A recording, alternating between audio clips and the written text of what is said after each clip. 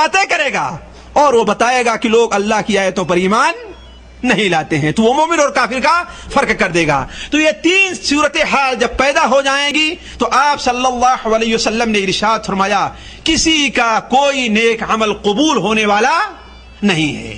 اسی طریقے سے ایک اور حدیث کے اندر جو مسلم شریف میں حضرت ابو ہریرہ رضی اللہ تعالیٰ عنہ سے مروی ہے کہ نبی صلی اللہ علیہ وسلم نے ارشاد فرمایا بادروا بالاعمال ستہ، بادروا بالاعمال ستہ، 6 صورتحال پیدا ہونے سے پہلے پہلے جو عمل کرنا ہے کر لو۔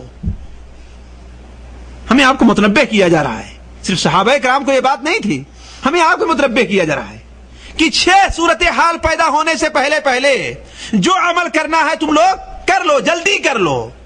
وہ کون سے ہیں؟ الدجال، پہلا کون ہے؟ دجال ہے۔ دوسرا کون ہے؟ دخان، دھواں، یہ بھی قیامت کی بڑی نشانیوں میں سے ایک نشانی ہے، یعنی پورے آسمان کے اوپر پوری دنیا میں ایک ایسا دھواں چھا جائے گا جو مومن کو تو صرف زکام کی حیثیت سے محسوس ہوگا اور کافروں کے دل کے اندر جو بھی خیر ہے اسے سلب کر لے گا اور قبض کر لے گا، بلکہ بعض روایت میں اس کی روح کو بھی قبض کر لے گا۔ تو ایک دھواں پیدا ہوگا، اور قرآن مجید کی ایک سورت ہی دخان کے نام سے ہے، قرآن مجید میں ایک سورت ہی دخان کے نام سے ہے، تو یہ بھی قیامت کی بڑی نشانیوں میں سے ایک نشانی ہے۔ اور تیسرا کیا ہے؟ دابۃ الارض، ایک جانور کا خروج جس کا ذکر ابھی ہم نے کیا۔ اس چوتھی چیز کیا ہے؟ طلوع الشمس من مغربها، مغرب کی طرف سے سورج کا طلوع ہونا۔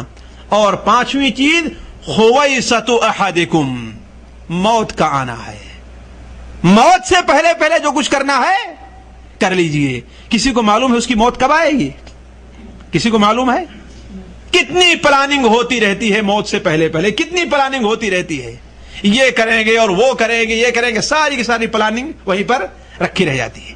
دیکھتے ہوں گے آپ لوگ، آپ کا ایک ساتھی ہے چوری بھی بدماش کرتا ہے، جھوٹ بھی بولتا ہے، فلمیں بھی دیکھتا ہے، ڈش بھی اپنے گھر کے اندر لگائے، سارے برائی کام کرتا ہے، باہر نکلا اسے سمجھاتے رہتے ہیں تو کہتا ہے کہ چلو اللہ، مگر بہت بھلا ہوا تو کہے گا اللہ آپ کو بھلا کرے، کوشش کرتا ہوں دعا کیجیے کہ مجھ سے چیزیں چھوٹ جائیں، حالانکہ کوئی نہیں کرتا چھوڑنے کے لیے، لیکن ایک بہانہ ہے ٹالنے کا، دعا کیجیے اللہ سے کہ یہ مجھ سے برائی چھوٹ جائے۔ ہر کام دعا ہی سننے لگے تو کیا بات ہے؟ پہلے تو چھوڑ، پھر اس کے بعد دعا کروا لوگوں سے، ان چیزوں کو توڑ دے، پھینک دے اپنے گھر سے، اس کے بعد دعا کروا۔ یہ تو ہے نہیں کہ تجھے شوگر کی بیماری ہے، تو شوگر پہ شوگر کھایا جا رہا ہے اور ڈاکٹر سے کہتا ہے کہ دوا کیجیے اور میرے لیے دعا کیجیے، یہ تو بات ہونے والی ہے۔ شوگر کھانا پہلے چھوڑ، اس کے بعد دعا اور دوا سے تو کام لے، ہے کہ نہیں؟ لیکن نکلتا ہے باہر، جاتا ہے، ایکسیڈنٹ ہو جاتا ہے اور ختم ہو جاتا ہے۔ واللہ میرے سامنے ایک شخص آیا، دیکھنے والے نے بتایا کہ ریاض سے ایک شخص نکلتا ہے، بڑی گاڑی لیے ہوا تھا، اور ہمارے ہندوستان پاکستانی کے ایک شخص تھا، کہیں دوسری جگہ نہیں تھا۔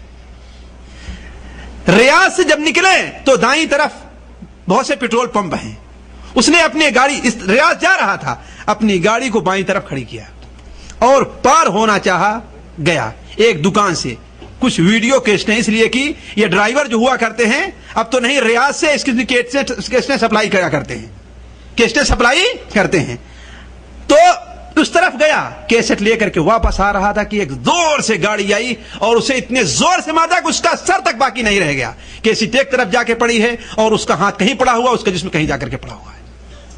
ذرا سوچیں، اس بری موت آنے سے پہلے پہلے ہمیں اور آپ کو سوچنا تو چاہیے۔ اللہ تعالیٰ کے سامنے وہ بدبخت کس صورت میں حاضر ہوگا؟ اس صورت میں کہ ہاں کیسٹ لے کر کے جا رہا ہے، اپنے باپ کے سامنے شرمائے گا اس طریقے سے جاتے ہوئے، ایک مولوی کے سامنے شرمائے گا جاتے ہوئے، لیکن باری تعالیٰ کے سامنے حاضر ہوئی تو اس وقت شرم کا کیا عالم ہوگا۔ اسی لیے حضرت علی رضی اللہ عنہ کی ایک روایت ہے، علامہ البانی رحمہ اللہ نے صحیحہ کے اندر صحیح قرار دیا ہے کہ ایک شخص نبی صلی اللہ علیہ وسلم کی خدمت میں حاضر ہوتا ہے اور کہتا ہے کہ آپ مجھ سے کوئی وصیت، مجھے کوئی آپ نصیحت کیجیے، تو آپ نے کہا اللہ تعالیٰ سے ایسے ہی شرم کرو جیسا کہ اپنے خاندان کے کسی بڑے آدمی سے تم شرماتے ہو۔ حالانکہ بڑے آدمی کی حیثیت اللہ کے مقابلے میں کیا ہے، لیکن دیکھتے ہیں کہ انسان شرماتا ہے اپنے ہاں کے بڑے آدمی سے۔ بہت سے لوگ، میں جانتا ہوں، سگریٹ پیتے ہیں، لیکن مجھ جیسے ناچیز کو بھی دیکھتے ہیں تو سگریٹ اپنا پیچھے چھپا لیتے ہیں، ہے کہ نہیں؟ کوئی غلط کام کرتے ہوئے شرماتا ہے تو ایسے کس سے شرمانا چاہیے؟ استحیوا من اللہ حق الحیاء، ترمذی شریف کے اندر روایت ہے، حضرت عبداللہ بن مسعود کی روایت ہے کہ اللہ کے رسول صلی اللہ علیہ وسلم نے فرمایا، اے لوگو اللہ تعالیٰ سے شرم کرو جیسا کہ شرم کرنے کا حق ہے۔ تو بات دوسری طرف نہ جائے، میں کہہ رہا تھا کہ وہ خویصۃ احدکم، وہ چیز جو تم میں سے ہر شخص کے ساتھ خاص ہے، وامر العامہ، اور چھٹی چیز، چھٹی صورتحال جس سے پیدا ہونے سے پہلے پہلے عمل کر لو، وہ چیز کیا ہے؟ وامر العامہ، اور عام معاملہ جو لوگوں کے ساتھ پیش آنے والا ہے۔ یہ قیامت بھی ہو سکتی ہے، قیامت جب آ جائے گی تو کسی کوئی عمل مقبول نہیں ہوگا، یا عام فتنہ پہلے پیدا ہونے سے پہلے پہلے۔ تو عرض کرنے کا مقصد کہ اللہ کے رسول صلی اللہ علیہ وسلم اپنی امت کو اور اپنے صحابہ کو دجال کے فتنے سے اس طریقے سے ڈرایا کرتے تھے۔ اگر میں صرف آپ کے سامنے وہی حدیثیں رکھتا جاؤں جن حدیثوں کے اندر نبی صلی اللہ علیہ وسلم نے امت کو دجال کے فتنے سے ڈرایا ہے تو وہ چیز پورا وقت ختم ہو جائے گا۔ لیکن ذرا سوچیں کہ صحابہ کرام کا اثر اس فتنے کا کتنا تھا ان کے اوپر۔ صحیح ابن حبان کے اندر، اور اس کو دیکھیں اور ہم اپنے حالات کو دیکھیں کہ ہم میں اور صحابہ کرام میں کتنا فرق ہے، جبکہ صحابہ کرام کی زندگی ہم سے عمل میں کتنی بہتر تھی، بہتر تھی کہ نہیں تھی؟ ایمان میں کتنی بہتر تھی، ایمان کے اندر ان کی کتنی پختگی تھی۔ اگر وہ ہم سے بہتر نہ ہوتے ایمان کے اندر، عمل کے اندر، اپنے عقیدے کے اندر، تو نبی صلی اللہ علیہ وسلم کی خدمت کے لیے اور ان کی صحبت کے لیے اللہ تعالیٰ انہیں نہیں بلکہ کسی دوسرے کو اختیار کرتا۔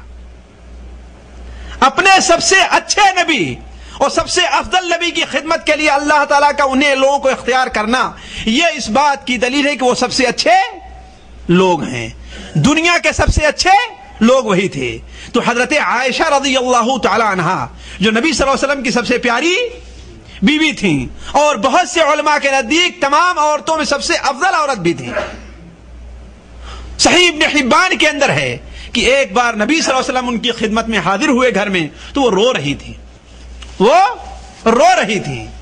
سوچنا یہ ہے کیا ہمارے جسم کے اندر بھی دجال کا نام سن کر کب کبھی پیدا ہوئی، کوئی لرزہ پیدا ہوا دجال کا نام سن کر کے، کوئی زلزلہ آیا ہمارے جسم کے اندر، یا ہم ایمان میں، عقیدے میں، توحید میں اور عمل میں حضرت عائشہ رضی اللہ تعالی عنہا سے بہتر ہیں؟ اس کا مطلب ہے کہ ہمارا ایمان خطرے میں ہے اور کمزور ہے۔ تو آپ صلی اللہ علیہ وسلم داخل ہوئے تو وہ رو رہی تھی۔ پوچھا اے عائشہ رو کیوں رہی ہو، اے عائشہ رو کیوں رہی ہو؟ کہا اے نبی صلی اللہ علیہ وسلم ہم نے دجال کے فتنے کو یاد کر لیا ہے، ہم نے دجال کے فتنے کو یاد کیا تو ہمیں رونا آ گیا کہ اس سے کیسے بچ پاؤں گی، میں اس سے کیسے بچا ممکن ہے؟ تو آپ نے فرمایا اے عائشہ رو نہیں، اگر میں زندہ رہا اور دجال کا خروج ہو گیا تو میں ہر مسلمان کی طرف سے اس سے نپٹ لوں گا۔ وہ ظاہر بات آپ سے کیسے نپٹے گا بدبخت؟ اگر دجال کا خروج ہوا اور میں زندہ رہا تو ہر مسلمان کی طرف سے میں اس سے نپٹ لوں گا، اور اگر میرا انتقال ہو گیا اور دجال کا خروج ہوا تو ہر مسلمان اس سے نپٹنے کی کوشش کرے، اس سے بچاؤ کی صورت اختیار کرے کہ کس طریقے سے دجال سے وہ انسان بچ سکتا ہے۔ حضرت نواس بن سمعان رضی اللہ عنہ روایت مسلم شریف کے اندر ہے کہ ایک بار اللہ کے رسول صلی اللہ علیہ وسلم نے ہمیں دجال سے متعلق صبح کے وقت خطبہ دیا، اور اتنا ڈراؤنا خطبہ آپ نے دیا کہ ہمیں محسوس ہوا کہ دجال ہم کو آ کر کے لے لیتا ہے، اور ایسا ہم سمجھنے لگے کہ ہمارے باغات تک دجال آ چکا ہے۔ ہم لوگ وہاں سے گئے، جب شام کو آپ کی خدمت میں حاضر ہوئے تو آپ نے فرمایا، آپ نے ہمارے چہرے پر خوف کے آثار دیکھے، ہم لوگ گھبرائے ہوئے تھے۔ پوچھا تم لوگ گھبرائے کیوں؟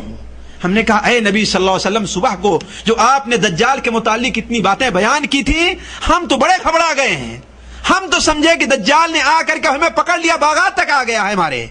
آپ نے فرمایا تم گھبراؤ نہیں، اگر میں زندہ رہا تو میں تم لوگوں کی طرف سے اس سے نپٹ لوں گا، اور اگر میرا انتقال ہو گیا تو تم میں کا ہر شخص اس سے بچنے کی کوشش کرے۔ اور سن لو، میں جانتا ہوں دجال کہاں سے نکلے گا، شام اور عراق کے کسی مقام سے نکلے گا، زمین کے اندر فتنہ اور فساد دائیں بائیں مچاتا ہوا بڑھے گا۔ یا عباد